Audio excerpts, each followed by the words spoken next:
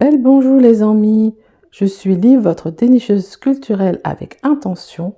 Bienvenue dans ce premier épisode du podcast. Chaque œuvre est un tambour. Ici, on fait vibrer les voix que l'on tait. Aujourd'hui, je suis contente de vous retrouver avec Jessica. On va vous faire un tag. Le nom du tag, c'est ces questions que vous n'osez pas nous poser de Margoliseuse. Donc là, les 7 premières questions, c'est sur ma chaîne. Et les 7 suivantes, c'est sur la chaîne de Jessica. Voilà, comme ça, vous devrez regarder les 2 vidéos pour avoir le tout. Ok, c'est parti. Eh bien, Olivia, as-tu déjà filmé une vidéo en portant un bas de pyjama? Oui. Honnêtement, ça m'arrive tout le temps. D'accord. Ça m'arrive tout le temps d'être en bas de pyjama parce que j'aime bien être chez moi tranquille. Et donc je le fais souvent. Et toi? Eh bien, moi pas, parce que j'ai l'impression qu'on va me voir et que ce bas de pyjama va transparaître. Et puis en fait, je ne porte pas de pyjama, mais des chemises de nuit. Donc, ce serait difficile, en fait, de mettre le bas de pyjama.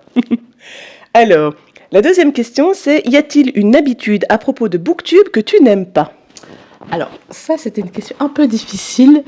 Je dirais que c'est pas vraiment une habitude, mais je suis pas une fan des book hauls. Je regarde pas trop les book hauls et donc voilà, c'est ce genre de vidéo que je regarde pas trop, sauf si vraiment j'aime beaucoup la personne, la personnalité et que la personne explique pourquoi elle a acheté les livres, etc. Mais sinon non, voilà, c'est pas un type de vidéo que j'aime bien. Ni que tu fais d'ailleurs. Ni que je fais, ouais. Et toi? Eh bien moi, l'habitude que j'aime moins, c'est l'habitude d'être dans une escalade par rapport aux miniatures alambiquées, aux miniatures qui en jettent ou qui provoquent un maximum de clics. Voilà, ça j'ai un petit peu de difficulté avec ça parce que c'est pas mon point fort et généralement moi je ne fonctionne pas là-dedans, donc je ne sais même pas ce qui pourrait fonctionner. Donc j'avoue que cette habitude-là d'être dans une recherche de miniatures élaborées, c'est pas ce que je préfère sur BookTube. Est-ce que tu as déjà filmé une vidéo alors que tu étais malade? Alors, malade vraiment, non. Bon, peut-être un petit peu enrhumée, voilà, c'est tout. Mais sinon, non, quand je suis malade, je filme pas. Pour moi, filmer, c'est un plaisir. Donc, filmer étant malade, c'est pas trop mon truc. Et toi? Ben, ça m'est pas arrivé très souvent, mais j'ai déjà filmé alors que j'avais super chaud. et au lieu de me changer, ben, je suis restée avec ce pull et donc j'étais un peu en sueur. J'espère que ça ne s'est pas vu, j'ai pas eu de commentaires. mais ça, en tout cas, c'était pas une très très bonne idée. Et puis, une fois, j'étais vraiment fatiguée. Donc, c'est pas malade, mais j'en avais fait 2 ou 3, je pense, d'affilée. Donc, j'étais super fatiguée. Ça non plus, c'est pas à refaire. Est-ce que cela t'arrive souvent de te censurer au montage? Et si oui, pourquoi? Alors, bon, je pense que ça se voit de toute façon sur ma chaîne que je fais pas beaucoup de coupures. Donc, non, je me censure pas trop. Même quand j'aime pas, de toute façon, je le dis pourquoi. Et je pense que ça n'empêche pas à quelqu'un d'apprécier un livre que j'aime pas. Donc, je me censure très peu. J'aime bien le côté authentique. Voilà. Et toi? Je peux pas vraiment dire que je me censure au montage, mais je fais plein de coupes au montage. Et donc, c'est vrai que j'ai tendance à me dire que ça va déranger les spectateurs si je recommence, si je bafouille, si je dis des bêtises. Et comme le montage n'est pas encore une maîtrise totale, je ne sais pas en jouer et faire des petites blagues ou bien des photos marrantes comme certains font et jouent de leurs erreurs. Donc c'est vrai que je coupe. Maintenant, alors je peux parfois me censurer, mais c'est plutôt si je répète ou si je suis long. Voilà, alors je vais enlever ce que je dis. Non, c'est juste pour être plus fluide. Oui, voilà, c'est ça, tout à fait. Mais je pense que c'est vrai que les gens aiment bien quand ça va vite. Enfin, quand tu bégayes pas, oui, ça c'est vrai que ça plaît plus aux gens de manière générale. Mais moi, je fais vraiment un choix, en fait. C'est un peu dans l'identité de ma chaîne de montrer ça, justement. Oui, c'est vrai. D'aller à l'encontre de ça. J'aime bien aller à contre-courant, ça c'est mon truc. C'est un peu mon truc. Mais pour la petite anecdote, quand j'ai commencé, je voulais faire ça. Et je me suis fait aider de mon mari pour le montage. Et donc lui a commencé à couper vraiment beaucoup de choses. Et donc le pli était pris. Après, c'était difficile. C'est difficile en fait actuellement de revenir en arrière et de passer du tout au tout. Mais j'essaye petit à petit de faire de moins en moins de coupures, par contre, pour être le plus naturel possible. Parce qu'effectivement, c'est ce que j'aime aussi dans tes vidéos, c'est cette authenticité, c'est naturel. Donc voilà, j'y tends. Dans 10 ans, on en reparle.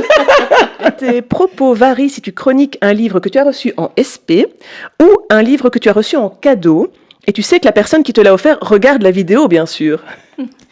Alors, déjà, je reçois quasiment pas de service presse. Enfin, j'en ai déjà reçu de maisons d'édition qui m'ont envoyé des livres, mais je considère pas que c'était vraiment des services presse dans le sens où ils attendaient pas une chronique ou quelque chose.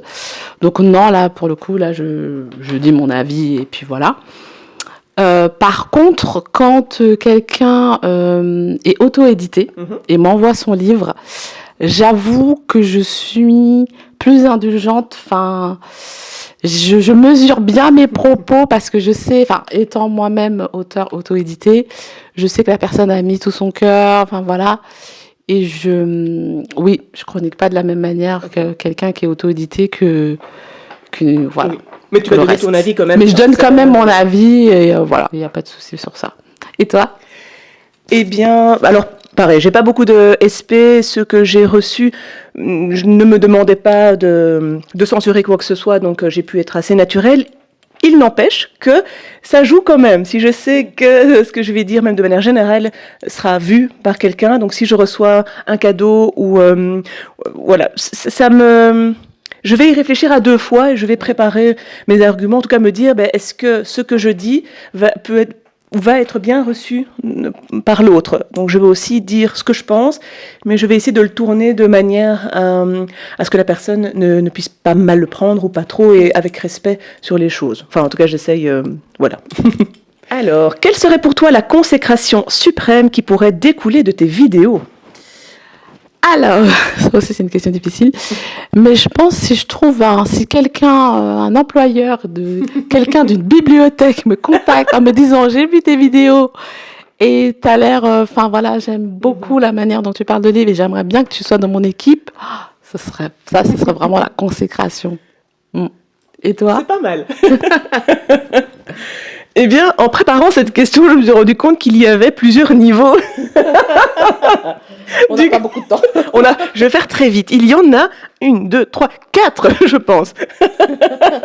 Comme je débute pour l'instant, allez, je vais aller de la petite consécration à la suprême, comme ça je garde le suspense. La première étape, ce serait d'avoir des SP. Oui, c'est pas mal. C'est pas mal, hein ? Avoir des livres gratuits, c'est pas mal. Donc ça, j'ai envie de dire que c'est la première étape.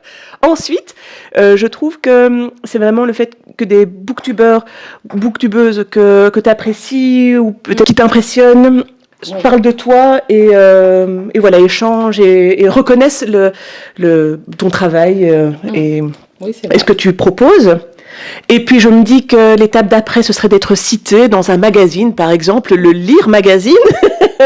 Ça me plairait pas mal. Voilà. Et puis, pour moi, la consécration suprême, ce serait de pouvoir vivre de ça. J'avoue que je n'ambitionne pas vraiment ça, vu la petitesse de ma chaîne maintenant, mais je me dis que si dans quelques années, je pouvais y arriver, ou si un jour, ça se pointe, enfin, je veux dire, si j'ai un espoir, franchement, je pense que ça, ce serait génial. On arrive déjà à la dernière question de cette première partie. Je sais, dommage. Alors, est-ce que tu stresses lorsque tu vois que des lecteurs vont lire des livres que tu as recommandés ? Alors, oui, un petit peu. Quand je parle d'un livre, que je dis c'est trop bien, machin, et que la personne me dit du fait que tu aies recommandé ce livre, je vais le lire, j'ai toujours un petit stress en me disant j'espère qu'elle va aimer. Mais bon, après c'est le jeu.